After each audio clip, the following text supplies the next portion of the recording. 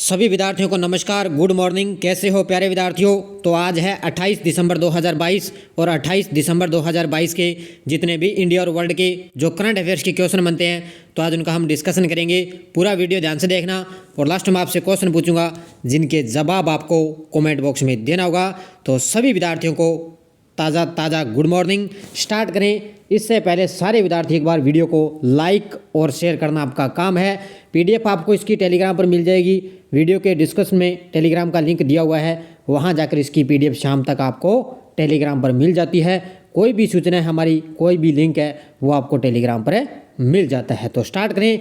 सबसे पहले हम कल के क्वेश्चनों को रिवाइज कर लेते हैं। देखिए, फीफा ने आधिकारिक तौर पर 2022 विश्व रैंकिंग की घोषणा कर दी। इस रैंकिंग में किस टीम का पहला स्थान है? तो इसमें है ब्राज़ील का।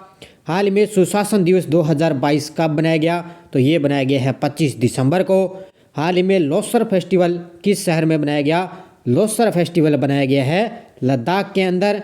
और भारत का पहला ग्रीन स्टील ब्रांड कल्याणी फेरेस्टा किस शहर में लॉन्च किया गया? नई दिल्ली के अंदर।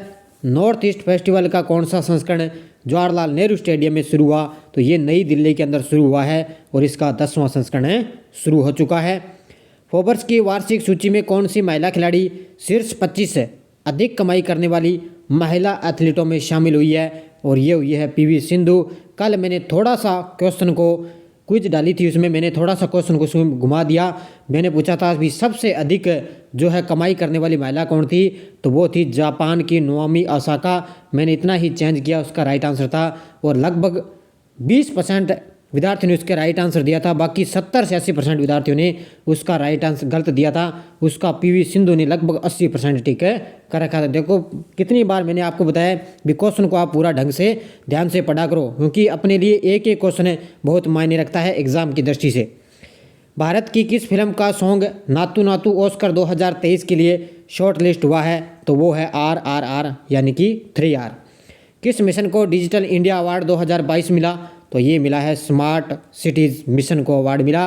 और पुष्प कमल दहल प्रचंड किस देश के नए प्रधानमंत्री बने? ये बने हैं नेपाल देश के। ये थे कल के क्वेश्चनों का रिवाइज। मैंने आपको इसकी क्विज भी दे दी और इसकी पीडीएफ भी मैंने आपको टेलीग्राम पर डाल दी है। तो एक बार सभी विद्यार्थी वीडियो को लाइक और शेयर करना आपका काम। स्टार्ट करें आज की क्लास। आज का पहला क्वेश्चन देखिए, स्वाति सिंह को वर्ष 2022 का एकलव्य पुरस्कार दिया गया। इनका संबंध किस खेल से है? बड़ा ही शानदार क्वेश्चन है। और अभी आपको पता है सीईटी का एग्ज़ाम होने वाला है, तो नवंबर तक आपको करंट पढ़ना ही पड़ेगा, जनवरी से लेकर सीईटी के लिए, ग्रेजुएशन के लिए। और जो आगे सीनियर का एग्ज़ाम होगा सीईटी का, उसमें आपको दिसंबर तक है, यानी कि पूरे 2022 का करंट आपको पढ़ना ही पड़ेगा। चाहे राजस्थान का करंट है चाहे इंडिया करंट है, दोनों ही पढ़ना पड़ेगा। लेकिन जो ग्रेजुएशन का अभी 7 और 8 तारीख होगा वो आपको नवंबर तक पढ़ना पड़ेगा। तो ये स्वाति सिंह को 2022 का एकलव्य पुरस्कार दिया गया। इनका संबंध किस खेल से है? इनका संबंध है साइकिलिस्ट से। किन से है? साइकिलिस्ट से इनका संबंध है। देखो पूरी डिटेल। साइकिलिस्ट स्वाति सिंह को वर्ष 2022 का एकलव्य पुरस्कार प्रदान किया गया। यह पुरस्कार हर साल युवा खेल प्रतिभाओं को प्रोत्साहित करने के लिए दिया जाता है।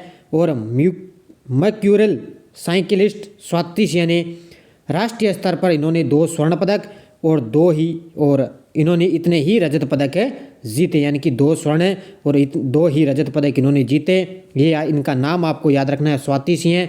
इनको 2022 का एकलव्य पुरस्कार दिया गया और इनका खेल आपको याद रखना है, साइकिलिस्ट से इनका संबंध है। अगला क्वेश्चन देखो, निखत जरीन लवलीना बोर्गोहेन ने 6ठी एलीट राष्ट्रीय महिला मुक्केबाजी चैंपियनशिप 2022 में कौन से पदक जीते हैं? तो ये 2 खिलाड़ी हैं, एक तो है निखत जरीन, दूसरी है लवलीना बोर्गोहेन ने 6ठी एलीट राष्ट्रीय महिला मुक्केबाजी चैंपियनशिप में इन्होंने स्वर्ण पदक जीते हैं। कौन से जीते हैं? गोल्ड मेडल जीते हैं। देखो,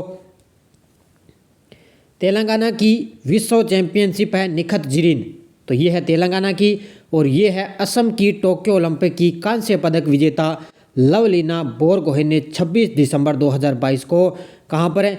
भोपाल शहर में 6वीं एलीट राष्ट्रीय महिला मुक्केबाजी चैंपियनशिप 2022 में अपने अपने भार वर्ग में इन्होंने स्वर्ण पदक जीते हैं। ये याद रखना है, तारीख आपको याद नहीं रखनी, बस ये शहर आपको याद रखना है। इसका आयोजन कहाँ पर किया गया? भोपाल के अंदर।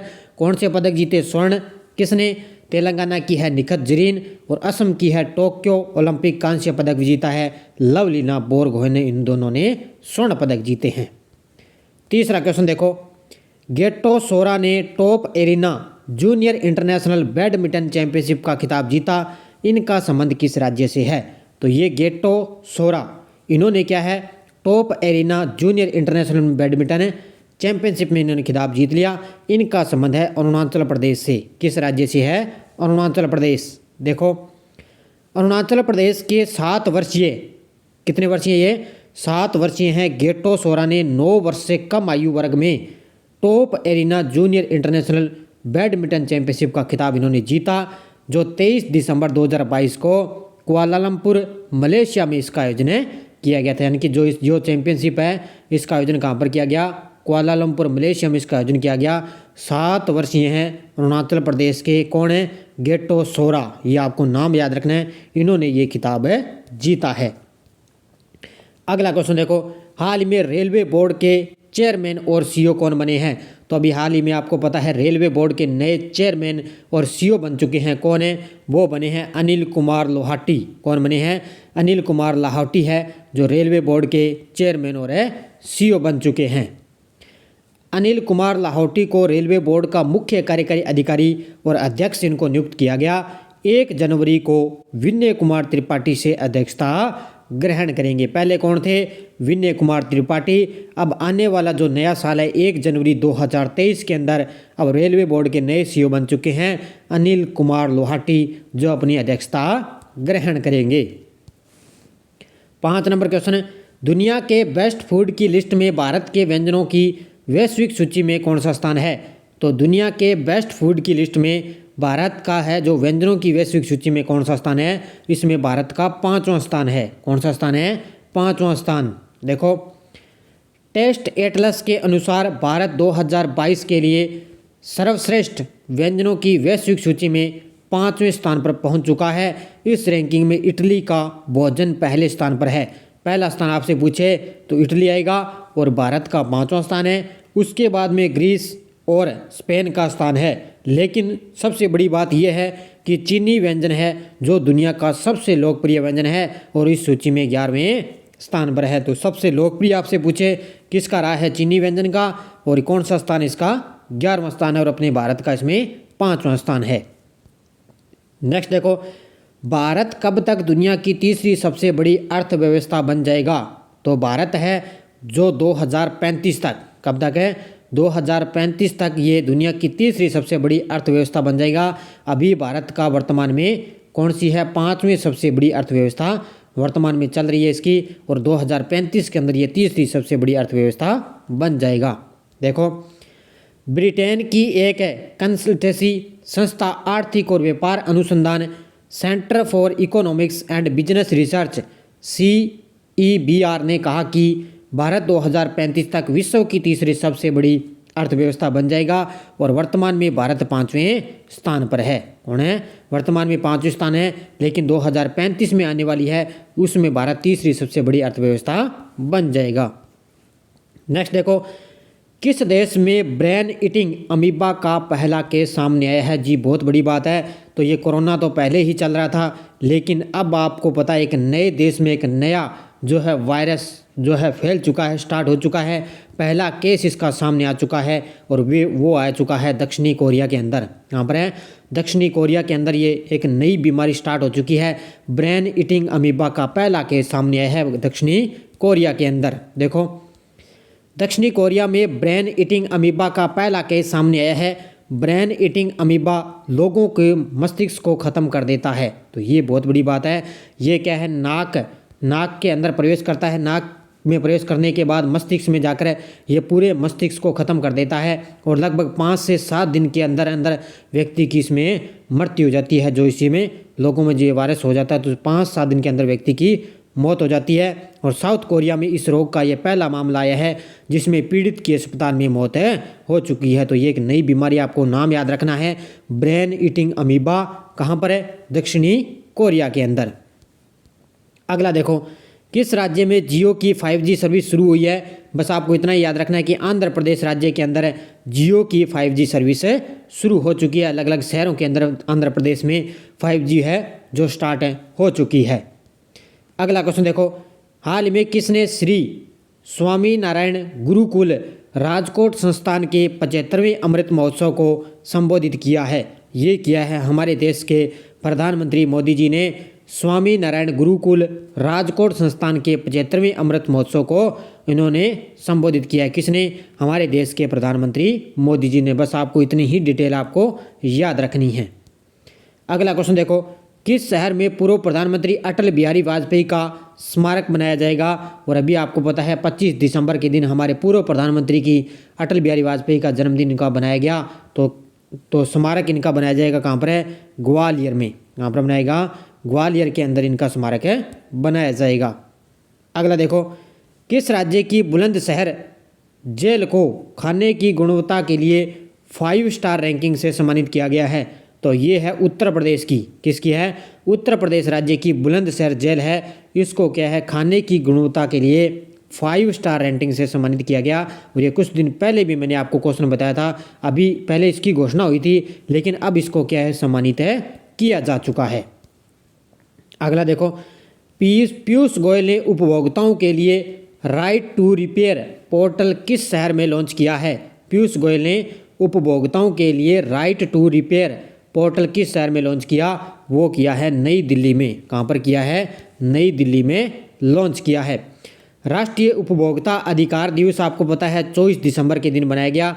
इसी दिवस पर उन्होंने केंद्रीय खाद्य और उपभोक्ता मामलों के मंत्री हैं पीयूष गोयल, उन्होंने 24 दिसंबर 2022 को नई दिल्ली के अंदर राइट टू रिपेयर पोर्टल सहित कई अन्य पहलों की उन्होंने शुरुआत की है। बस आपको इतनी ही याद रहनी है, बाकी ज़्यादा में ये चर्चा में नहीं है।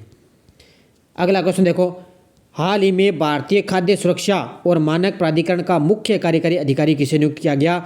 ये किया गया है गंजी कमला वी राव को। किसको किया गया है?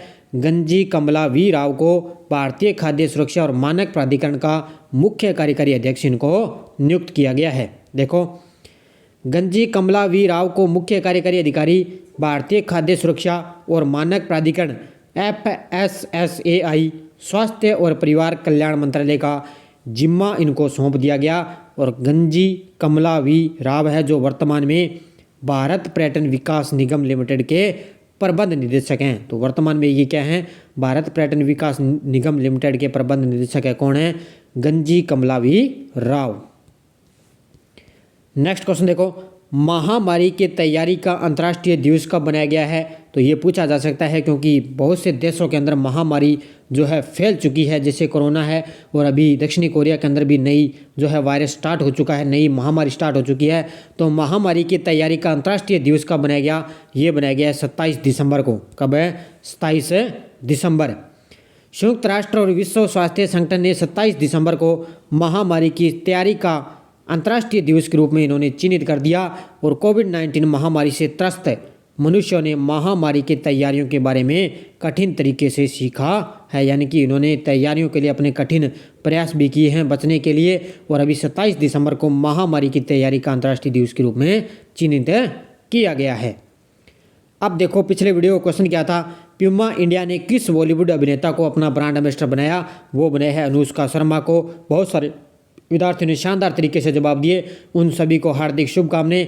और शाम को मेरी आती है, आपको पता है सीटी के एग्ज़ाम के लिए स्पेशल राजस्थान प्लस इंडिया और प्लस विश्व तीनों का करंट अफेयर्स की रिवीजन क्लास मेरी आती है। कल मैंने स्टार्ट कर दी, कल मैंने एक वीडियो उसका शाम को 7 बजे मैंने दे दिया। और आज आपको डेली क्लास 7 बजे आपको मेरी लाइव क्लास मिलेगी, क्योंकि छोटी सी क्लास आती है, मात्र 10-12 मिनट की फटाफट रिवाइज वो क्लास आपको करवाई जाती है। अब देखो क्वेश्चन फॉर यू, भारत और कौन सा देश जनवरी 2023 में पहला द्विपक्षीय हवाई युद्धाभ्यास आयोजित करेंगे?